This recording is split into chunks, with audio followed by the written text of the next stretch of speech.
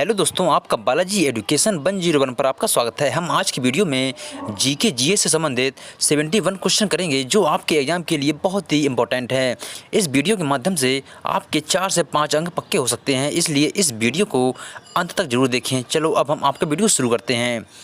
आज का आपका पहला क्वेश्चन है, अजंता व एलोरा की गुफाएं किस नगर में स्थित हैं? अजंता व एलोरा की गुफाएं हैं जो औरंगाबाद नगर में स्थित हैं। कहाँ पर? औरंगाबाद नगर में स्थित हैं।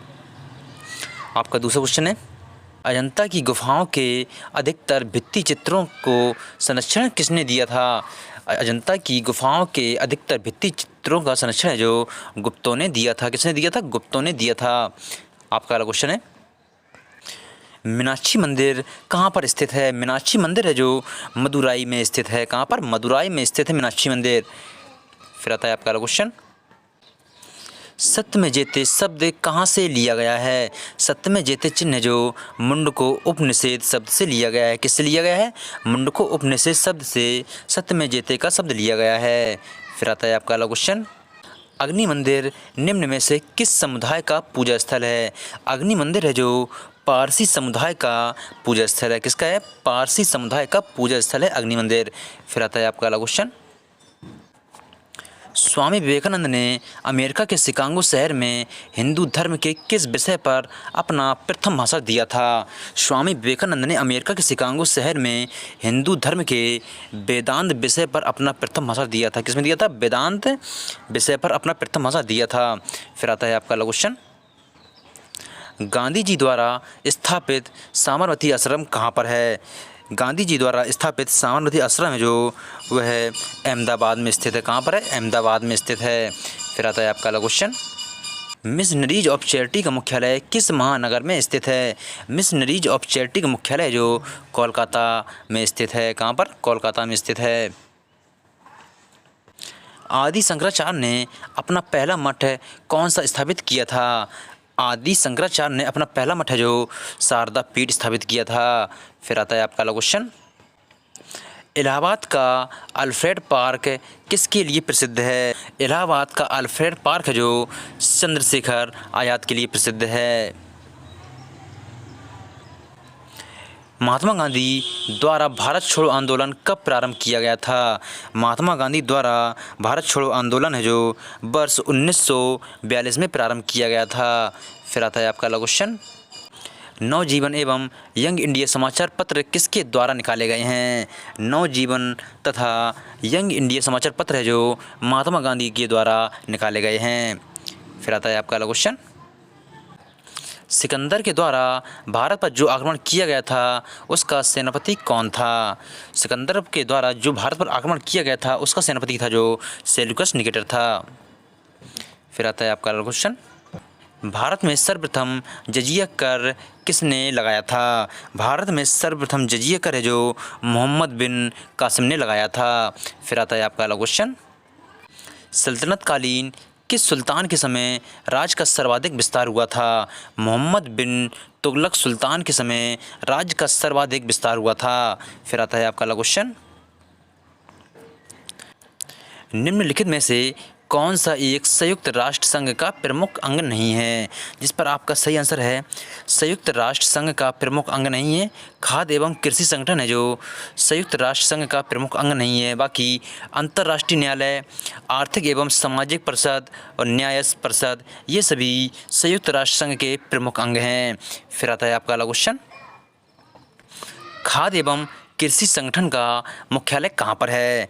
खाद्य एवं कृषि संगठन का मुख्यालय है जो रोम में स्थित है। कहाँ पर है? रोम में है।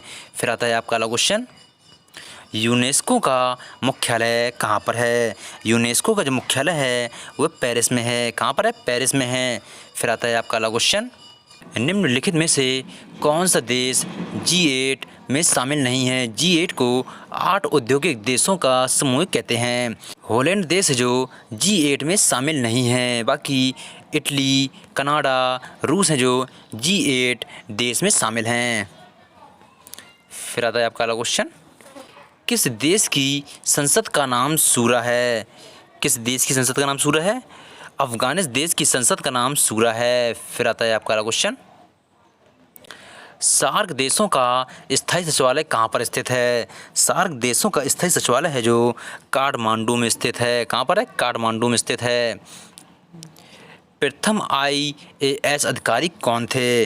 प्रथम IAS अधिकारी थे जो सत्येंद्र नाथ टैगोर थे। कौन थे? सत्येंद्र नाथ टैगोर थे जो प्रथम IAS अधिकारी थे। फिर आता है आपका अगला क्वेश्चन, भारतीय अधिनियम 1935 दास्ता का बंधन पत्र किसने कहा था?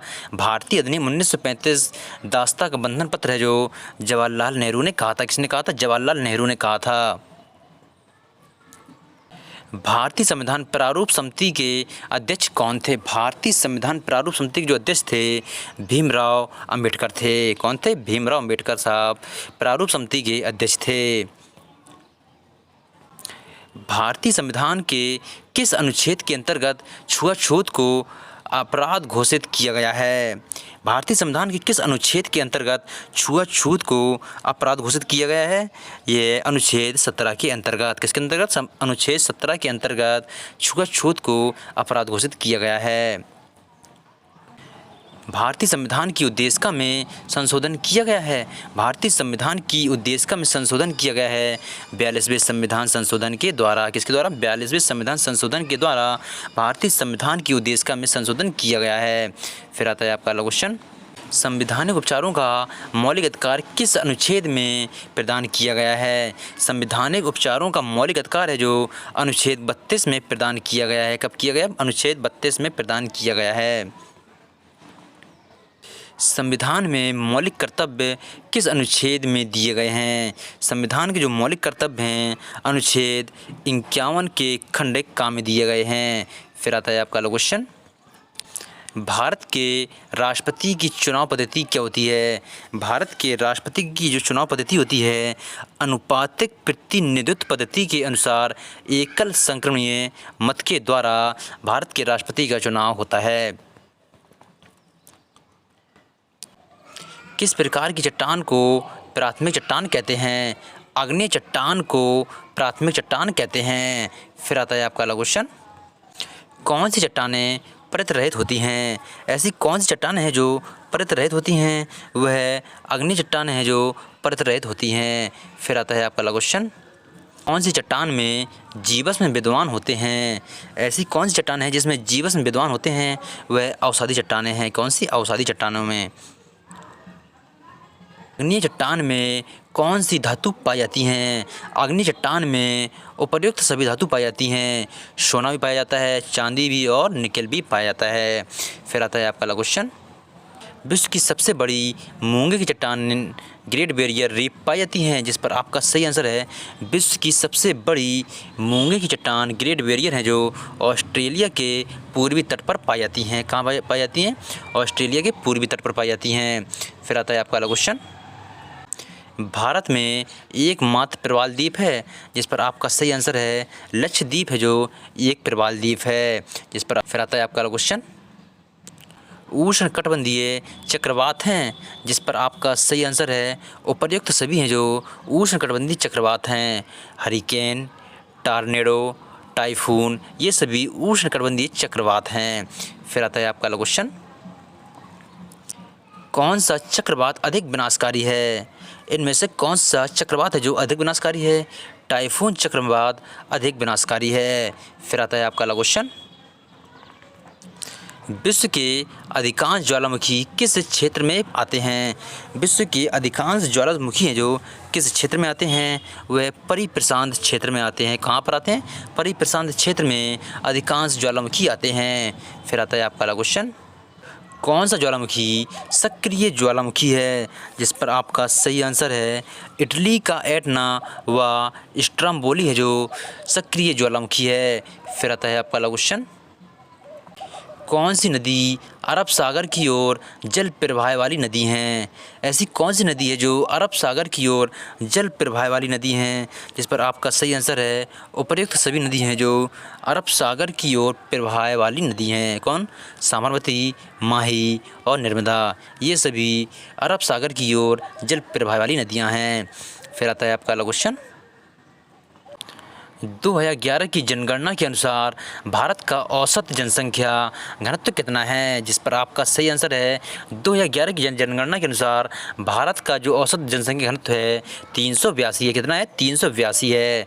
फिर आता है आपका अगला क्वेश्चन, यूरोपीय संघ का निर्माण किस संधि द्वारा हुआ है? यूरोपीय संघ का निर्माण है जो मोरिसटीसच संधि के द्वारा हुआ है। किसके द्वारा हुआ? मोरिसटीसच संधि के द्वारा यूरोपीय संघ का निर्माण हुआ है। फिर आता है आपका अगला क्वेश्चन, राष्ट्रीय आय प्राय क्या कहलाती है? राष्ट्रीय आय प्राय बाजार मूल्य पर एनएनपी कहलाती है।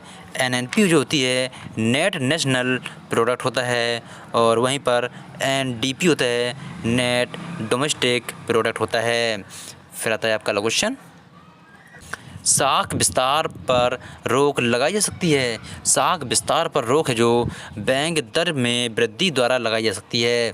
फिर आता है आपका अगला क्वेश्चन, मुद्रा का प्राथमिक कार्य क्या है? मुद्रा का प्राथमिक कार्य है जो विनिमय का माध्यम है। किसका है? विनिमय का माध्यम है जो मुद्रा का प्राथमिक कार्य है। फिर आता है आपका अगला क्वेश्चन, वह दर जिस पर व्यापारिक बैंक अल्पकाल के लिए केंद्रीय बैंक को उधार देते हैं क्या कहलाती है? उसे रिवर्स रिपो दर कहते हैं। क्या कहते हैं? उसे रिपो रिवर्स दर कहते हैं। फिर आता है आपका अगला क्वेश्चन, केंद्रीय बैंक निर्धारित करता है। केंद्रीय बैंक है जो मौद्रिक नीति दर निर्धारित करता है। फिर आता है आपका अगला क्वेश्चन, महारत्न शब्द का संबंध किससे है? महारत्न शब्द का संबंध जो सार्वजनिक क्षेत्र के उपक्रमों से है। फिर आता है आपका अगला क्वेश्चन, फलों का अध्ययन कहलाता है, जिस पर आपका सही आंसर है फलों का अध्ययन है जो बायोलॉजी कहलाता है। फिर आता है आपका अगला क्वेश्चन, वृद्धावस्था से संबंधित विज्ञान की शाखा है। वृद्धावस्था से संबंधित विज्ञान की जो शाखा है जीरोटोलॉजी है। क्या है? जीरोटोलॉजी वृद्धावस्था से संबंधित विज्ञान की शाखा है। फिर आता है आपका अगला क्वेश्चन, भाप की गुप्त ऊष्मा है। भाप की गुप्त ऊष्मा 536 किलो कैलोरी प्रति किलोग्राम है। फिर आता है आपका अगला क्वेश्चन, न्यूट्रॉन की खोजकर्ता कौन है? न्यूट्रॉन के खोजकर्ता हैं जो पाउली हैं। फिर आता है आपका अगला क्वेश्चन, पानी का घनत्व सर्वाधिक होता है। पानी का घनत्व सर्वाधिक 4 डिग्री सेल्सियस होता है। कितना होता है? 4 डिग्री सेल्सियस पानी का घनत्व होता है सर्वाधिक। फिर आता है आपका अगला क्वेश्चन, मनोविज्ञान के पिता कौन हैं? मनोविज्ञान के जो पिता हैं पीरायड हैं। कौन? पीरायड हैं जो मनोविज्ञान के पिता हैं। फिर आता है आपका अगला क्वेश्चन, किस वैज्ञानिक को भौतिकी और रासायनिक दोनों क्षेत्रों में नोबेल पुरस्कार मिला है? जिस पर आपका सही आंसर है मैडम क्यूरी को भौतिकी एवं रासायनिक दोनों क्षेत्रों में नोबेल पुरस्कार मिला है। फिर आता है आपका अगला क्वेश्चन, रिमोट कंट्रोल में प्रयुक्त तरंगें होती हैं। रिमोट कंट्रोल में इंफ्रारेड तरंगें होती हैं। कौन सी होती हैं? इंफ्रारेड तरंगें होती हैं। फिर आता है आपका अगला क्वेश्चन, दूरदर्शन में प्रयुक्त तरंगें होती हैं। दूरदर्शन में प्रयुक्त तरंगें होती हैं जो माइक्रोवेव तरंगें होती हैं। कौन सी होती हैं? माइक्रोवेव तरंगें दूरदर्शन में प्रयुक्त तरंगें होती हैं। फिर आता है आपका क्वेश्चन, किस भारतीय वैज्ञानिक को नोबेल पुरस्कार मिला है? जिस पर आपका सही आंसर है चंद्रशेखर वेंकट रमन को नोबेल पुरस्कार मिला है। फिर आता है आपका क्वेश्चन, बीरबल साहनी का संबंध है। बीरबल साहनी का संबंध है जो बॉटनी से है। किससे? बॉटनी से बीरबल साहनी का संबंध है। फिर आता है आपका अगला क्वेश्चन, अल्फ्रेड नोबेल ने किसका आविष्कार किया है? अल्फ्रेड नोबेल ने डायनामाइट का आविष्कार किया है। फिर आता है आपका अगला क्वेश्चन, द्रव्यों का आपेक्षिक घनत्व किस उपकरण से नापते हैं? द्रव्यों का आपेक्षिक घनत्व है जो हाइड्रोमीटर से नापते हैं। किससे नापते हैं? हाइड्रोमीटर से द्रव्यों का आपेक्षिक घनत्व को नापते हैं। फिर आता है आपका अगला क्वेश्चन, बैरोमीटर का कार्य क्या है? बैरोमीटर का कार्य वायु दाब मापना बैरोमीटर का कार्य होता है। फिर आता है आपका अगला क्वेश्चन, परमाणु बम के आविष्कारक कौन हैं? परमाणु बम के जो आविष्कारक हैं ओटो हॉन है जो परमाणु बम के आविष्कारक हैं। फिर आता है आपका अगला क्वेश्चन, न्यूट्रॉन की खोज किसने की थी? न्यूट्रॉन की खोज जेम्स चैडविक ने की थी। फिर आता है आपका अगला क्वेश्चन, F उप ऊर्जा स्तर में अधिकतम कितने इलेक्ट्रॉन भरे जा सकते हैं? F उप ऊर्जा स्तर में अधिकतम 14 इलेक्ट्रॉन भरे जा सकते हैं। फिर आता है आपका अगला क्वेश्चन, रेडियो एक्टिव पदार्थ के विघटन दर निर्भर करते हैं, जिस पर आपका सही आंसर है रेडियो एक्टिव पदार्थ के विघटन दर किसी पर भी निर्भर नहीं करते हैं। वेदन क्षमता सबसे कम किस कण की होती है? वेदन क्षमता सबसे कम अल्फा कण की होती है। किसकी होती है? अल्फा कण की वेदन क्षमता सबसे कम होती है। फिर आता है आपका अगला क्वेश्चन, निम्नलिखित में से किस पर विद्युत क्षेत्र का प्रभाव नहीं पड़ता है? जिस पर आपका सही आंसर है गामा पर विद्युत क्षेत्र का प्रभाव नहीं पड़ता है। फिर आता है आपका अगला क्वेश्चन, विभवांतर नापने में किसका उपयोग किया जाता है? जिस पर आपका सही आंसर है विभवांतर को नापने में वोल्ट मीटर का उपयोग किया जाता है। फिर आता है आपका अगला क्वेश्चन,